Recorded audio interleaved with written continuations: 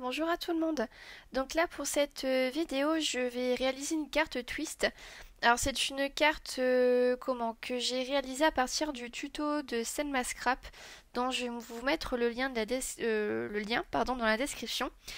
Alors pour faire le verso, enfin du moins le côté pliant de ma carte, enfin le premier papier que l'on va voir, j'ai utilisé un papier aquarelle de dimension 10,5 sur 21,5 et après les deux papiers blancs que je vous ai montrés sont de même dimension. Ils font tous les deux 10 par 21,5 et en fait les deux papiers blancs que je vous ai montrés c'est pas du tout du papier aquarelle, c'est du papier multitechnique puisque en fait je vais les utiliser pour plier. Donc là je suis en train de le faire euh, je suis en train de le faire présentement. Je vais pas vous expliquer toute la démarche, etc. Par contre, n'hésitez pas à aller voir le tuto de Selma Scrap que j'ai utilisé pour faire cette carte-là, puisqu'elle explique vraiment pas à pas ce qu'il faut faire.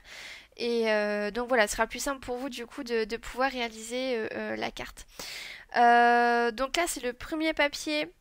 Le premier papier blanc multitechnique que je suis en train de plier. Alors je fais une sorte d'avion en fait, Selma Scrap elle utilise ce terme là, c'est une sorte d'avion que j'ai plié plusieurs fois pour ensuite avoir un certain pliage vraiment particulier et qui donnera le côté twist en fait de la carte en fait. Donc voilà, donc ça c'est le premier papier multitechnique. Et le deuxième, je vais en faire une sorte d'accordéon. Donc ce bout de papier là, accordéon, c'est le papier sur lequel je vais écrire un mot, puisque ces cartes sont à destination de personnes à qui je souhaite donner des nouvelles. Donc du coup, je vais écrire le petit mot dessus. Par contre, si vous voulez utiliser des photos dans cette carte, il n'y a aucun problème, vous pouvez les utiliser en fonction de ce que vous avez envie de faire. Ensuite, je reprends mon papier aquarelle, donc comme j'ai dit, qui sera la première chose qu'on va voir au niveau de la carte. Je vais utiliser les tampons qui sont présents là à l'écran, ainsi que les deux palettes d'aquarelle de chez Prima, qui est complexion et classique. Je crois que la classique, je l'ai même pas utilisée d'ailleurs. Et là, le tampon que je suis en train d'utiliser, c'est un tampon de florilège, je crois. Mais c'est une galère à... Comment? C'est une galère à nettoyer. Donc je pense que c'est à cause de mes lingettes pour bébé. Je pense qu'elles sont pas... elles sont pas faites pour ce genre de tampon-là. Enfin, j'en sais rien. Ensuite, là, pour le fond, je vais utiliser une technique de Pink Lola. Qui en fait, donc là je suis en train de choisir mes couleurs, mais en fait au cours de quand elle fait des fonds, voilà, elle prend un grand pinceau qu'elle humidifie énormément, elle le gorge d'eau, et après elle va faire sur le contour des motifs qu'elle a décidé de tamponner. Alors moi j'ai décidé de faire vraiment un fond aquarellé de cette sorte-là, comme ça le papier est très imbibé et je peux venir le travailler comme je veux en fait, mettre des couleurs, etc. Donc là je suis restée sur une nuance de marron, mais j'aurais pu mettre aussi plein d'autres couleurs. Alors, il peut y avoir des effets d'auréole, mais après ça peut donner un côté assez sympathique au fond, un peu texturé. Donc après les auréoles c'est pas bien grave, hein. J'en fais tout le temps. Après c'est pas ça qui fait que ça va être moche en fait. Alors ceci étant dit, après là je suis en train de coloriser les fleurs de coton du tampon précédent.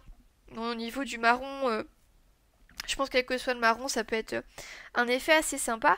Après, là, je suis en train de faire les fleurs de coton. Donc, pour pouvoir les faire, au lieu de rester blanc, j'ai voulu mettre un peu plus de nuances. Et donc, j'ai pris un gris qui est très, très, très, très, très dilué. Comme ça donne Enfin, ça reste clair, mais ça donne quand même des petites nuances au niveau de la couleur et ça peut donner des effets d'ombre, etc. Après, il faut pas trop charger non plus en couleur, puisque du coup, après, quand c'est foncé, bah ça reste foncé. J'ai eu des petits soucis par rapport à certaines fleurs, mais après, ça se voit pas trop. Mais ouais, faut faire attention à ça, faut vraiment que le gris soit très dilué en fait. Et là, on voit le fond aquarellé que j'ai fait tout à l'heure, donc on voit quelques auréoles. Après, c'est pas bien grave quoi. Mais le fond est assez sympa. Et une fois que j'ai tout détouré, j'ai voulu faire ma composition de fleurs de coton. Donc j'en ai collé deux en arrière-plan. Donc ça c'est les deux que je suis en train de coller avec le roller colle. Et la fleur la fleur de coton que je voyais retourner, je voulais la mettre en relief en fait, la faire sortir un petit peu du cadre et vraiment la mettre en évidence. Sauf que j'ai eu un souci avec mon titre puisque je voulais mettre en titre le mot bonheur là que je vais tamponner. Sauf que je voulais le mettre aussi en relief. Sauf que du coup ça faisait trop de relief dans ma toute petite carte, donc ça me plaisait pas forcément. Donc après j'ai trouvé une technique que vous verrez après pour pouvoir régler ce problème-là. Donc, qu'est-ce que je suis en train de faire? Ouais, je suis en train de couper le mot. Et là, ouais, là c'est un peu le drame. Mais je me dis, ah, il y a un souci. Comment je vais faire? Donc du coup, ce que j'ai fait, donc j'ai décollé du coup ma fleur. Et bon, le mot bonheur, je voulais encore qu'il ressorte un petit peu plus. Donc du coup, je l'ai entouré en fait d'un contour noir. La fleur de base qui devait être en premier plan en relief avec la mousse 3D, je l'ai recollée avec que de la colle classique et il n'y a que le mot bonheur que j'ai mis en relief euh, pour que ça ressorte un petit peu plus et qu'il n'y ait pas trop de relief dans ma petite carte. Ensuite, voilà, du coup, j'ai pas poté, j'ai pas expliqué cette partie-là, mais là, la partie assemblage des trois parties, des trois morceaux de papier, ça, Selma Scrap, elle l'explique très très bien, elle le fait vraiment petit à petit. Donc, allez voir sur sa chaîne et comme ça, vous verrez mieux comment réaliser du coup le côté twist de la carte. Et là, sur les côtés, donc là, c'est toujours sur le papier aquarelle. J'ai voulu faire le même fond, le même type de fond que sur la page de présentation. Et par contre là j'ai rajouté un petit peu d'aquarelle dorée. J'ai utilisé le godet doré de la palette Complexion pour justement ramener un petit peu plus de lumière ici dans le fond de ma page en fait. Alors je suis consciente que là on est en plein printemps, il fait un superbe temps et que là les couleurs que j'ai utilisées c'est vraiment des couleurs d'automne. Mais c'est sur le moment, je sais pas, ça m'a, enfin j'ai vraiment voulu utiliser ces couleurs-là ainsi que le motif de coton.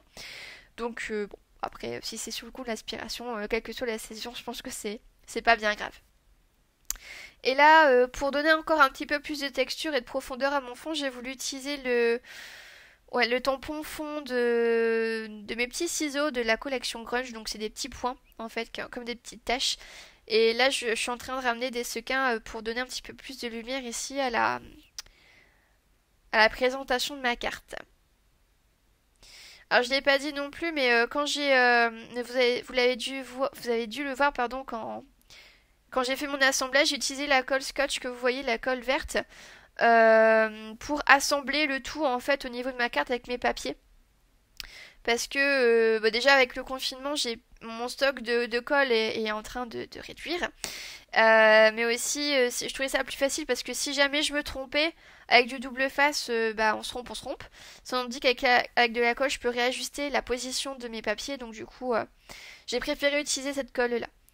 Et là, en vitesse réelle, on voit du coup le résultat de la carte. Donc vous voyez, les couleurs sont très automnales.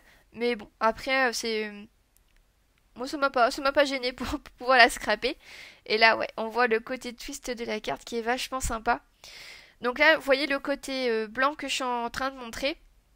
En plein milieu, je vais écrire mon texte dessus, mais après, on peut très bien mettre des photos sur cette partie-là, en fait. Donc, je sais pas parce que on veut faire une carte twist que forcément, ce sera pour envoyer avec un petit mot, mais on peut mettre aussi des petites photos. Donc voilà, je vous laisse avec les photos de fin, enfin pour vous montrer un peu le rendu final du projet. Et en espérant aussi que du coup ce petit tuto, cette petite vidéo vous aura donné envie d'essayer les cartes twist. Et je vous dis à très bientôt pour une nouvelle vidéo. Allez, au revoir.